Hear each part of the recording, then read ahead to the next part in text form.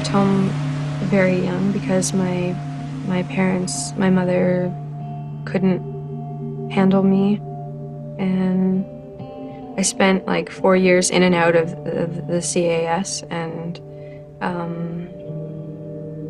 I ran away a lot. I lived on the street, and I was a tough kid, but it was my own decisions that put me there, so I learned the hard way.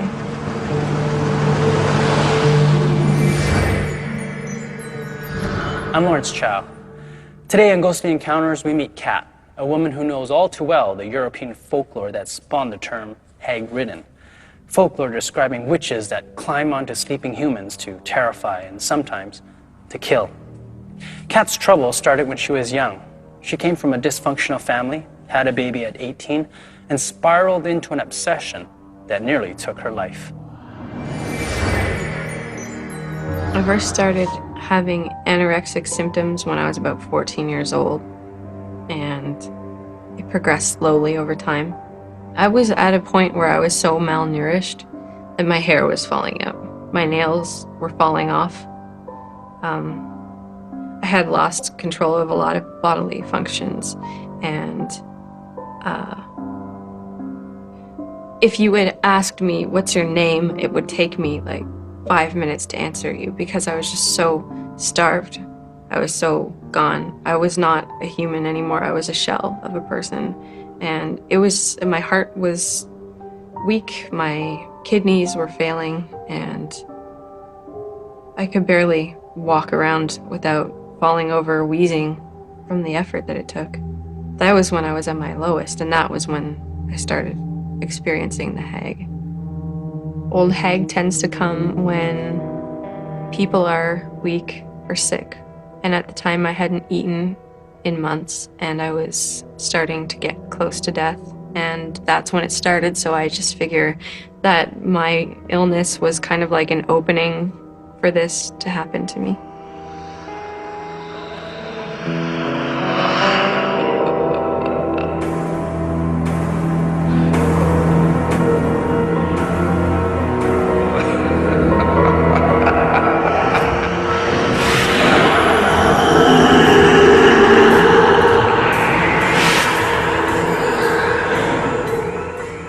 The first time it happened, I was sleeping and woke up because I felt a hand on my leg, and I realized that I couldn't move.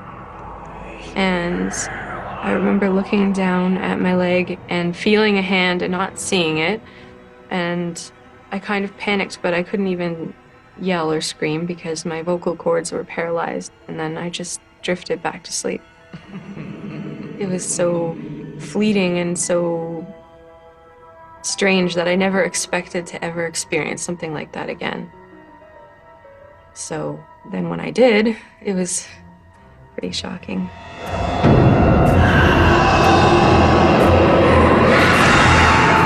I brought it to the attention of my doctor at first because I thought something's wrong with me physically, or maybe I'm going crazy. And he said that I had sleep paralysis and that it's a sleep disorder. And then I guess for a long time I just figured whatever this is, it's a sleep disorder. I didn't really think there was anything supernatural happening. It was just a really scary thing where I'd wake up, not be able to move, and I'd hallucinate. I'd have auditory and visual hallucinations. But then something happened that made me think maybe this isn't just a sleep disorder.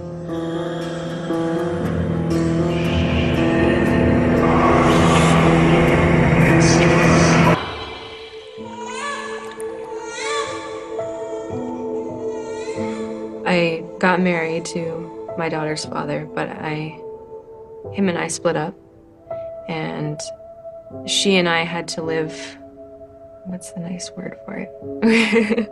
We had to live in a hellhole with bugs and crackheads and guns and drugs, and I was on welfare, and I had nothing. I just had her and me, and trying to recover from the eating disorder and this thing attacking me in my sleep, and I just was at my very lowest at that point. So I gave my daughter to my mother, and I asked her to take care of her so I could go to school. My daughter definitely saved my life because I was barely wanting to eat when I got pregnant, and then I had another reason to eat. She was another person that I was responsible for, and so I ate for her, not for myself.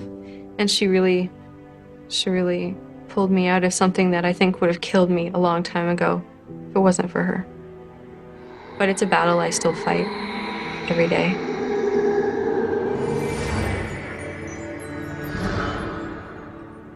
In folklore, hags often prey on the weak and the sick.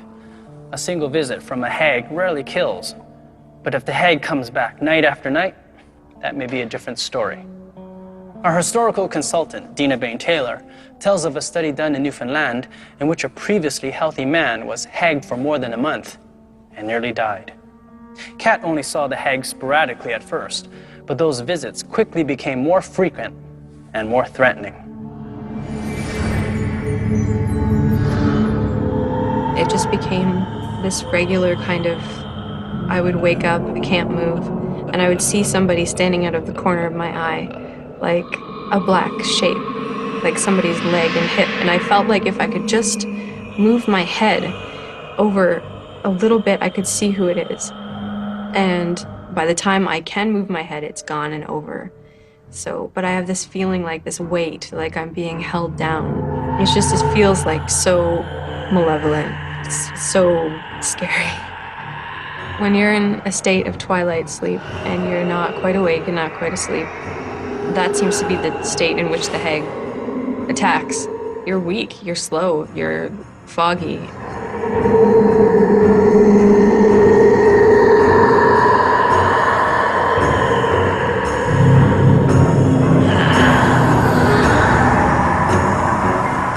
In my heart, it didn't settle with the idea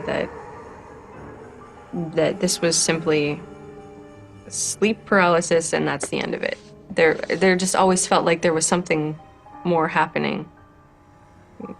I know that the human mind is powerful and that we can have some pretty strong experiences because of our brains, but this was just beyond anything I think my brain could cook up, so. When I did my research and found out that people all over the world are experiencing this and have the same hallucination, instead of finding comfort in that, I was just unnerved. Because before I found that out, I could write it off. But once I saw that that was occurring, that people everywhere were seeing the same woman or having the same experience, it kind of just, it made me question my, like science and logic. This dates back like hundreds of years, and I mean, they have old depictions of it, paintings of like weird demons and things sitting on sleeping women. It suggests that there's more at work than a mere like sleep disorder. And it wasn't until my roommate had gone through it that I really realized that it was something. She moved in with me in September, and I told her about it then, and she kind of shrugged it off and just said whatever. And then about 3 weeks after she moved in, one night I had the hag experience, and I got up and went to the bathroom, washed my face off, and went back to bed because I had a class in the morning, and I was so used to it at this point that it was just like, I just need to stand up, get it off, and go back to bed. And then after I got back in bed, like 10 minutes later, she came tearing into my bedroom, screaming and crying about an old woman sitting on her chest. And I just said, well, I told you. And she got in bed with me and she cried for hours. And every night for about 2 weeks after that, she slept in my bed with me. She was too scared to go to her own room. As the years have passed, it's become every other day, every day. It was just pure evil, like pure malevolence.